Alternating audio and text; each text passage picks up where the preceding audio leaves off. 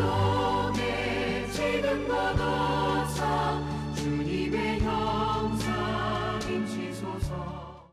오늘 찬양을 들으시면서 무슨 생각을 하셨습니까?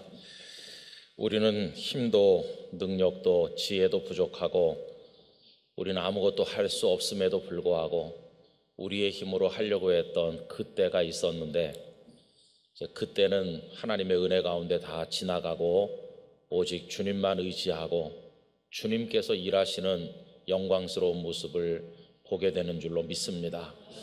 우리 영락교회를 위해서 주께서 일하시고 우리 영락교회 성도 한 분 한 분을 위해서 우리 주님께서 일하시고 우리 대한민국을 위해서 주님께서 일해 주실 줄로 믿습니다.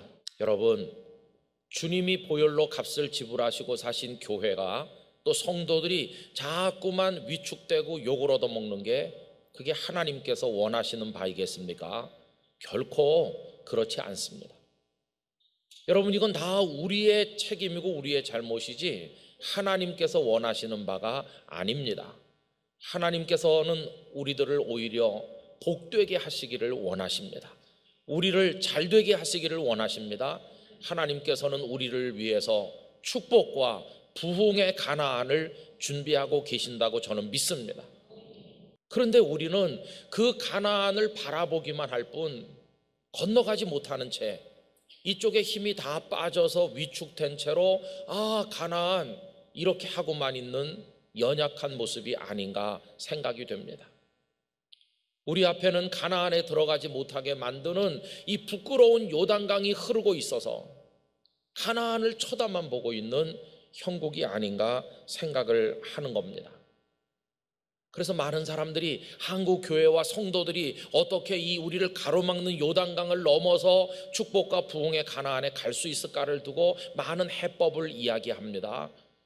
좀 더 아름다운 시설과 멋진 프로그램들과 그리고 목회나 신학의 전문가들이 필요하지 않느냐. 강을 건너려면 부교를 설치할 수 있어야 되고 뗏목과 배를 만들 기술자가 있어야 되는 것처럼 우리도 그런 걸 좀 더 준비해야 되지 않느냐.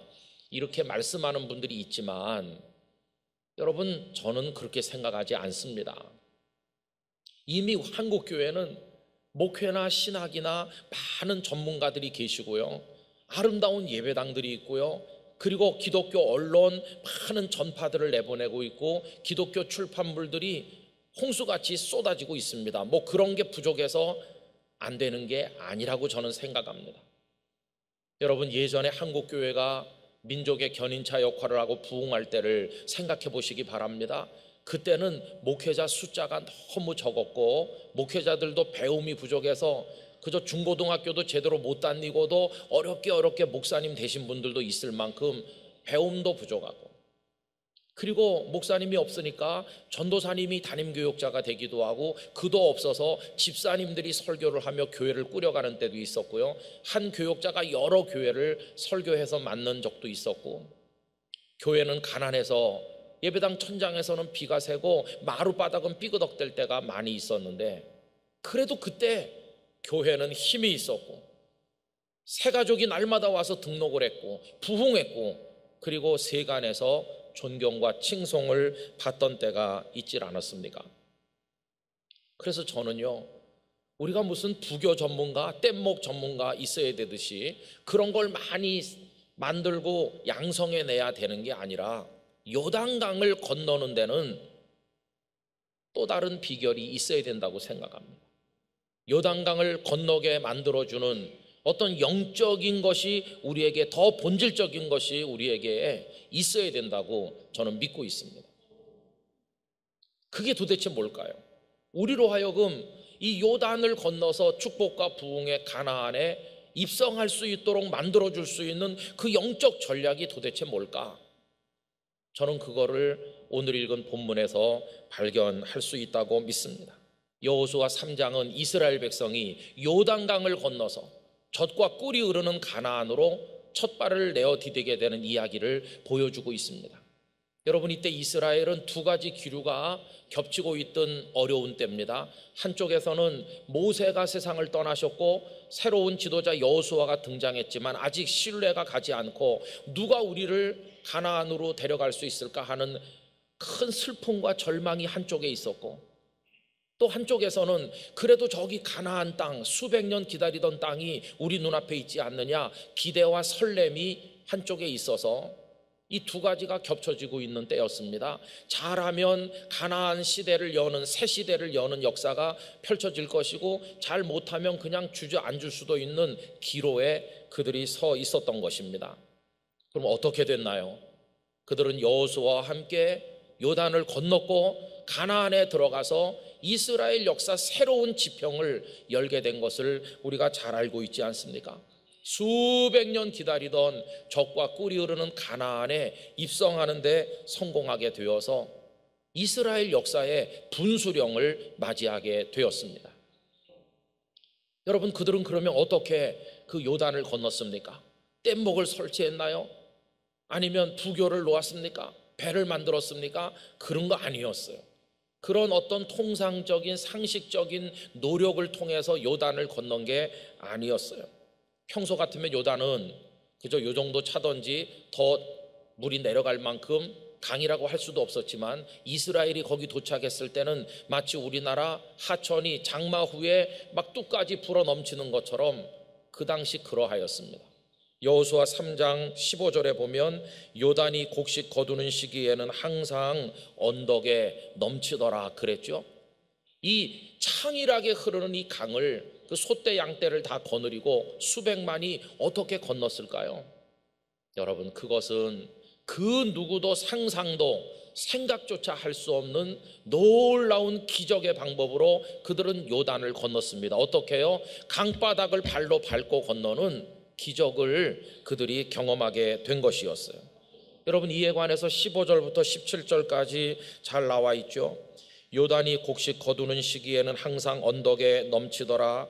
궤를 맨 자들이 요단에 이르며 궤를 맨 제사장들의 발이 물가에 잠기자 곧 위에서부터 흘러내리던 물이 그쳐서 사르단에 가까운 매우 멀리 있는 아담 성읍 변두리에 일어나 한 곳에 쌓이고, 아라바의 바다 여매로 향하여 흘러가는 물은 온전히 끊어지매 백성이 여리고 앞으로 바로 건널새 여호와의 언약궤를 맨 제사장들은 요단 가운데 마른 땅에 굳게 섰고, 그 모든 백성이 요단을 건너기를 마칠 때까지 모든 이스라엘은 그 마른 땅으로 건너갔더라. 아멘.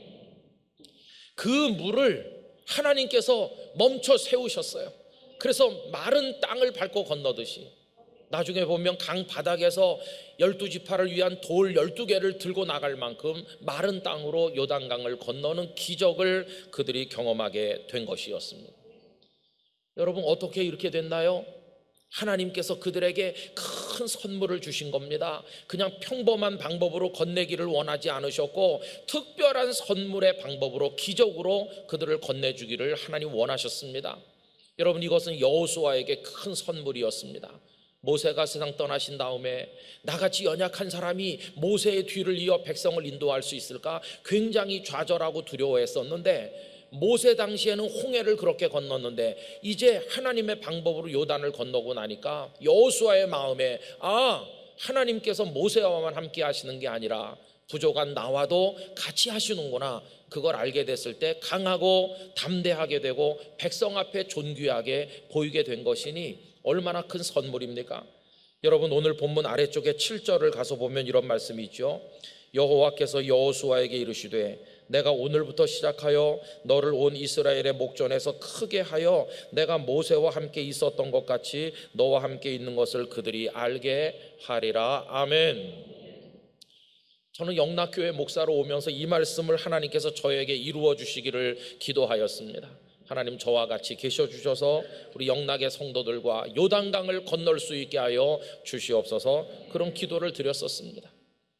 이 일은 백성들에게도 큰 선물인데 모세가 없으니 이제 어떻게 하지 이렇게 절망했던 그들에게 모세가 떠나셨지만 하나님은 여전히 우리와 같이 계시는구나, 그들이 얼마나 용기 백배 했겠습니까? 뿐만 아니라 이것은 미래를 위한 연단이기도 했어요. 너희들이 보지 않았느냐? 아무리 어려운 난관과 장애물이 너희 앞을 가로막고 있다 할지라도 내가 함께 한다는 걸 믿고 나만 의지하면 너희는 그 적들을 이기고 가나안을 얻을 수 있을 것이다. 이것을 하나님께서 이스라엘에게 가르쳐 주신 것이었어요. 여러분이 엄청난 요단강 건너는 기적이 저는 우리 영락교회 성도들과 우리 교회와 한국 교회에게도 일어나게 되기를 원하는 것입니다. 그래서 하나님께서 준비한 축복과 부흥의 가나안이 있는데 쳐다만 보고 강 이쪽에서 탄식하는 위축되고 왜소된 우리의 모습이 아니라 그 강을 건너서 그 땅으로 우리 모두가 들어가게 되기를 간절히 원하는 것입니다. 그럼 여러분, 백성들이 그때 한 게 뭐 있나요? 그렇게 하나님께서 그들을 기적으로 건네주실 때 백성은 뭘 했나? 백성은요, 딱 하나만 했습니다. 하나님께서 여호수아를 통해 그들에게 딱 한 가지만 요구하셨어요. 그게 뭘까요? 오늘 본문 5절 말씀 우리 다 같이 큰 소리로 읽겠습니다. 여호수아가 또 백성에게 이르되 너희는 자신을 성결하게 하라. 여호와께서 내일 너희 가운데 기이한 일들을 행하시리라. 아멘. 여기 성결이라고 번역된 히브리어 단어 카도시는 다른 데서는 거룩이라고 번역되었습니다. 예를 들어 레위기 19장 2절 너는 이스라엘 자손의 온 회중에게 말하여 이르라. 너희는 거룩하라. 이는 나 여호와 너희 하나님이 거룩함이니라. 성결 혹은 거룩, 이게 같은 단어를 번역한 건데 성경에 얼마나 많이 나오는지 모릅니다. 여러분, 하나님께서는 백성들에게 여러 가지 요구하신 게 아니라 뗏목을 만들어라, 부교를 설치해라, 이런 거 요구하지 않으시고 너희가 성결하면 내일 내가 기적을 행해 주겠다, 그렇게 말씀한 겁니다. 그래서 백성들은 그 다음날 하나님이 일하실 걸 기대하면서 그 전날 자신을 성결하게 다 준비했고, 하나님은 그 다음날 역사하셔서 강바닥을 밟고 건너게 하신 것입니다. 아까 우리 찬양, 주님께서 일하십니다. 주님께서 그들을 위해 일하셨습니다. 오늘 우리를 위해서도 일해 주시기를 간절히 원하는 것입니다. 저는요, 하나님께서 우리 한국교회에 여러 가지 원하신다고 생각하지 않습니다. 오늘도 똑같이 저 같은 목회자들에게, 성도들에게 성결하라고 말씀한다고 저는 믿습니다. 너희가 성결하면 가나안에 들어가는 건 내가 해주겠다고 말씀한다고 저는 믿습니다. 근데 불행하게도 우리가 더러운 게 문제예요. 여러분, 하나님께서는 더러운 자들을 위해서 일하지 않으십니다.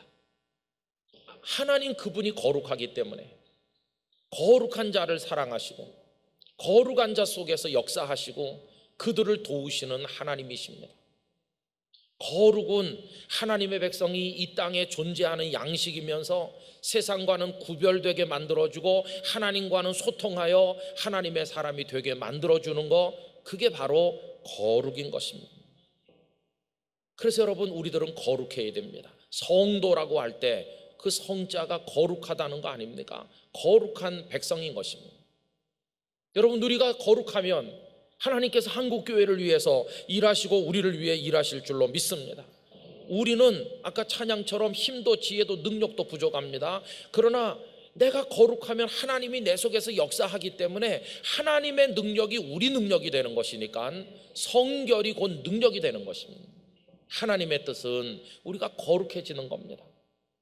여러분, 데살로니가전서 4장 3절 하나님의 뜻은 이것이니 너희의 거룩함이라, 이렇게 말씀하신 것입니다. 저는 이 말씀을 들으면서 하나님께서 말씀하는 것 같아요. 너 김 목사, 너 거룩하냐? 아니요. 너 설교할 자격이 있느냐? 없는데요. 하지 말을까요? 그래도 해라. 그래도 해. 그래도 하고 너도 거룩해지도록 같이 힘써라. 여러분, 제가 거룩해서 이런 설교하는 거 아닙니다. 저도 똑같하고 여러분보다 더 못할 수도 있죠. 그런데 정말 눈물 나게 처절한 거예요. 우리가 하나님 앞에서 거룩하지 못하니까. 어떻게 하면 거룩해질까? 여러분, 최소한 3가지는 해야 됩니다. 첫째는요, 이미 더러운 죄에 그냥 있는 우리, 양심이 화인 맞아서 깨닫지 못하고 회개도 못하고 있는 우리라면 이거 씻어야 됩니다. 씻는 거. 근데 내가 아무리 세탁기 돌리고 노력해도 안 되니까 예수님의 보혈밖에 없습니다. 천부여 의지 없어서 손들고 갑니다 그러면서 주님이 나를 박대해서 쫓아내면 난 갈 데가 없으니까 주님 나의 죄를 씻어 주시옵소서. 그냥 그러려니 저 사람보다 그래도 내가 나아 이렇게 생각하시고 있으시면 안 됩니다. 주님의 보혈 앞에 나가야 씻김을 받을 수 있고, 주님의 보혈은 천만다행으로 능력이 있어서 큰 죄, 많은 죄, 어떤 죄든지 깨끗하게 씻어주시는 보혈인 것입니다. 여러분, 씻김 받는 은혜를 얻으시기를 기원합니다. 반드시 이거 있어야 됩니다. 두 번째로는요, 다시 죄 가운데서 뒹굴지 않도록 하기 위해서 우리 속에 배어있는 잘못된 습관과 더러운 것들을 이거를 다 버리는 과정이 필요하고 줄여나가는 게 필요합니다. 우리 속에 무의식적으로 내 삶의 습관, 인격의 체질에 배어가지고 나도 모르는 사이에 하고 있는 게 얼마나 많아요. 여러분, 이걸 다 과감하게 잘라내고 불태워서 버려야 되는데 버릴 게 뭐가 있을까? 너무 많기 때문에 제가 에베소서에 나타나 있는 몇 가지를 그냥 말씀을 읽어드려 보겠습니다. 에베소서 4장 25절, 그런즉 거짓을 버리고 각기 그 이웃과 더불어 참된 것을 말하라. 이는 우리가 서로 지체가 됨이라. 4장 29절, 무릇 더러운 말은 너희 입 밖에도 내지 말고 오직 덕을 세우는 데 소용되는 대로 선한 말을 하여 듣는 자들에게 은혜를 끼치게 하라. 4장 31절, 너희는 모든 악독과 노함과 분냄과 떠드는 것과 비방하는 것을 모든 악의와 함께 버리고. 5장 3절 이하입니다. 음행과 온갖 더러운 것과 탐욕은 너희 중에서 그 이름조차도 부르지 말라. 이는 성도에게 마땅한 바니라. 누추함과 어리석은 말이나 희롱의 말이 마땅치 아니하니 오히려 감사하는 말을 하라. 너희도 정녕 이것을 알거니와 음행하는 자나 더러운 자나 탐하는 자 곧 우상 숭배자는 다 그리스도와 하나님의 나라에서 기업을 얻지 못하리니 누구든지 헛된 말로 너희를 속이지 못하게 하라. 이로 말미암아 하나님의 진노가 불순종의 아들들에게 임하나니 그러므로 그들과 함께하는 자가 되지 말라. 다 우리 속에 있는 말하는 거, 뭐 여러 가지 음란한 성향들, 우리 속에 있는 온갖 더러운 거를 다 버리라고 말씀하고 있는 것이죠. 신방 가보니까요, 장식장에 예쁜 술병들을 왜 그렇게 많이 넣어놨? 그래갖고 뭐 이렇게 꼬부러진 술병, 노란 술병, 길쭉한 거, 조그만 거. 아니, 지금도 술 못 끊었어요? 아니, 끊었죠 목사님. 근데 왜 병은 못 끊어요? 예뻐서요. 그래서 다 버리라고. 다 가서 깨뜨려 버리던지 내가 일주일 후에 다시 와보겠다. 장식장에다가 그런 거, 여자들이 이상하게 이분동 만둥하고 찍은 사진이 나와 있는 달력 이런 거 왜 붙여놓습니까? 그런 거 다 버려야 되는 거예요. 그리고 여러분, 혹시 컴퓨터에 은밀하게 음란 동영상, 그런 사진 숨겨놓지 않으셨어요? 있을 겁니다. 그런 이들이.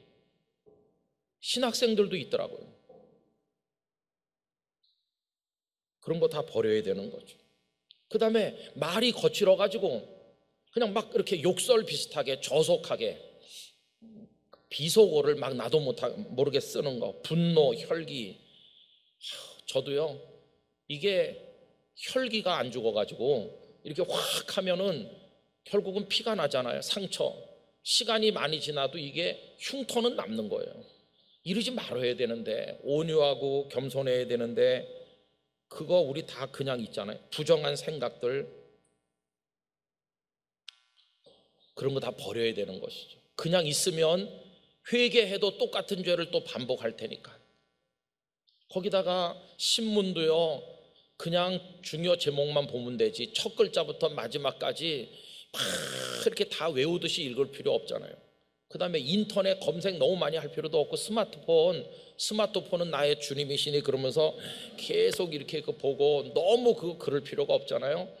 좀 그런 게 이제 줄어야 내 머릿속에 복잡한 지식도 사라지게 되고 쓸데없는 정보가 나를 점령하지 못하게 되고, 취미도 너무 과하면 그게 문제가 될 때가 있어요. 그러니까 이게 좀 줄여야 됩니다. 바둑 좋아하면 성도들이 바둑알로 보인다 그러잖아요. 하얀 머리 성도는 흰 거고, 목사님들도 그런 농담 하시더라고요. 말도 좀 줄이고. 그래서 두 번째는요, 없애야 되고, 버려서 없애야 되고, 좀 줄여야 되고. 그래야 성결에 접근할 수 있어요. 그다음에 마지막 세 번째가 뭐냐 하면요, 그 비워진 그 자리를 비운 채로 두면 안 되고 거기를 아름다운 걸로 채워야 되는데 하나님의 말씀과 기도로 채우시기를 바랍니다. 디모데전서 4장 5절, 하나님의 말씀과 기도로 거룩하여 짐이라. 할렐루야. 그래서 기도하고 말씀으로 채우면 우리가 성결한 하나님의 사람이 될 것이라고 믿습니다.